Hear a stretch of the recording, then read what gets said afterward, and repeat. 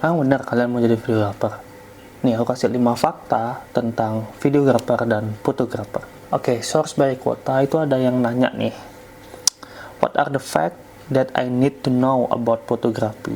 Itu kan kayak pertanyaan itu kayak apa sih fakta yang dibutuhkan gitu dari fotografer gitu kan, fotografi itu. Mungkin aku bakal terjemahin pernyataan-pernyataannya ini ke dalam bahasa Indonesia dan lebih ringkas, dan pastinya kalian lebih mengerti lah ya, karena ini jujur aja bahasanya agak kalau diterjemahin langsung ke translate tuh rada membingungkan juga. Jadi aku bakal kasih secara ringkas kesimpulannya apa aja sih 5 fakta ini gitu. Oke, ini jawaban dari Joe Wilmore. Yang pertama, masuk ke dunia fotografi itu gampang, tapi cari uang dari fotografi itu susah. Emang iya gitu. Jadi masuk ke dunia fotografi itu siapa sih yang nggak bisa moto gitu loh. Asal ada HP minimal atau kamera gitu, kalian bisa foto-foto dari street foto, habis itu food photographer gitu, kayak food yang di pasar-pasar gitu, itu kalian udah jadi fotografi. Tapi cara nyari uangnya itu susah banget, karena nggak cuma kalian fotografer di dunia ini gitu. Oke, fakta yang kedua, kalau kamu bekerja sebagai fotografer profesional, hidupnya itu capek. Emang sih kerjaan mana sih yang nggak capek gitu kan?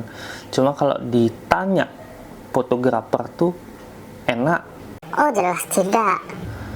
Kalian cuma ngelihat pas kita lagi di lapangan moto cerak atau video gitu kan, cerak. Tapi kalian nggak lihat setelah itu kita ngapain. Kita izin pamit, kita pulang ya, waktunya sudah habis gitu kan.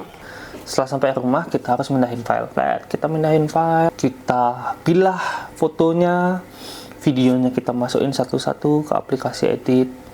Habis itu kita edit, kita retouch foto-foto yang menurut kita, wah ini ada orang di belakang harus dihilangin, ya kita hilangin. Itu kalian nggak lihat. Yang kalian lihat itu cuma lapangan. Oh, si A bawa kamera nih, keren ya. Si B bawa kamera, isi layar nih, di atasnya isi stabilizer, wah keren banget, gila. Tapi lihat setelah itu, jangan lihat di depan aja.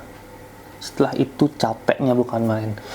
4 jam di lapangan, 8 jam sampai 10 jam ngedit coy.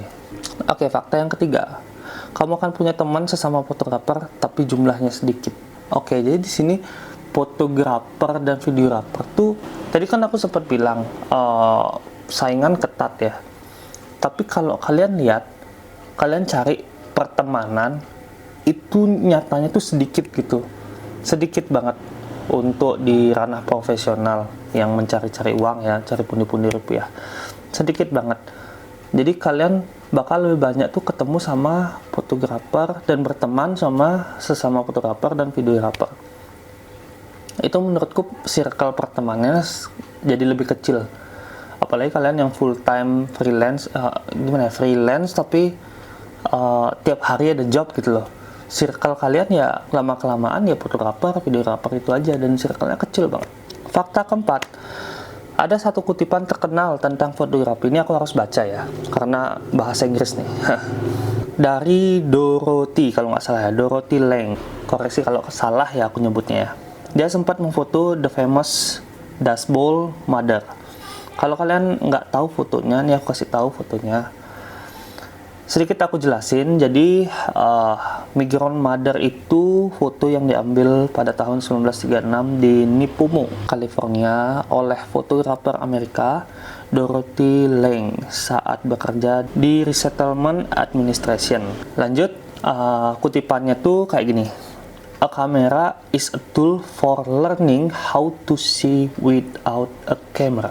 Oke, jadi artinya tuh kamera adalah alat belajar untuk melihat tanpa kamera. Jadi paham nggak sih maksudnya tuh, kayak semakin kalian mendalami fotografi, cara pandangmu ke dunia itu berbeda. Jadi sedikit-sedikit ada momen itu kayak kalian ngeliat, wah momen nih. Orang yang lain tuh nggak bakal ngeliat satu momen, gimana ya kalau aku bilangnya ya, Jadi ada momen yang bisa dilihat videografer, fotografer itu bahwa itu tuh momen yang bagus banget. Sedangkan orang lain itu belum tentu bisa ngelihat bahwa tuh momen emang cakep gitu loh. Jadi kayak contoh orang tuh diem di bawah sinar matahari kali ya. Di bawah sinar matahari yang dia tuh mungkin dapat cahaya di kepala aja gitu misalnya. Cahaya di kepala aja, di muka aja. Kita tuh sebagai fotografer kayak ngeliat, wah ini kalau di tele zoom ke mukanya cakep nih, karena belakangnya gelap. Sebenarnya belakangnya gelap, habis itu mukanya cerah gitu kan, itu cakep banget. Tapi kalau orang bukan fotografer atau videografer, itu ngeliatnya kayak, oh ya udah, mau apa gitu kan, kayak biasa aja sih gitu. Itu cara pandang fotografer dan videografer tuh berbeda ngelihatnya gitu loh. Jadi pokoknya kalau kalian udah terjun selama bertahun-tahun di videografer dan fotografer, itu kalian bakal melihat cara pandang berbeda gitu. Dari setiap peristiwa, setiap tempat itu kalian ngelihatnya beda aja. Fakta kelima, pas hasil fotomu bagus, banyak orang bakal bilang gearmu itu bagus. Padahal nyatanya skillmu itu lebih menentukan hasil fotomu sendiri. Oke, contoh kameramu itu A9 deh. A9 tuh mahal banget ya. Memang biasanya untuk foto sport ya Sony A9. Semisal kalian tuh pemula, kasih megang nih Sony A9, foto makanan biar bagus gitu kan. Foto makanan, ngedit ngasal. Sedangkan aku yang pakai apa ya? Mungkin Sony A6400 deh, yang range itu kan beda jauh nih. Aku pakai Sony A6400, dia pakai A9. Dengan skillku yang matang, aku bisa ngedit, aku ngerti konsep dari editing setiap produk, setiap konsep itu. Aku yakin bahwa editan hasil akhirnya tuh punya aku lebih bagus. Kenapa? Karena kalau ditanya tajam-tajaman, oke, tajam-tajaman memang lebih tajam A9. Tapi kalau untuk hasil akhir, itu aku berani jamin bahwa fotoku pakai A6400 itu lebih bagus 100% daripada foto pemula pakai A9 dengan editan abal-abal gitu kan. Itu kurang lebih. Jadi skill itu menentukan hasil. Walaupun kamera juga menentukan ketajaman gitu kan. Nah, setelah 5 fakta ini aku ungkap, kira-kira kalian masih mau jadi fotografer atau videografer nggak? Komen di bawah ya.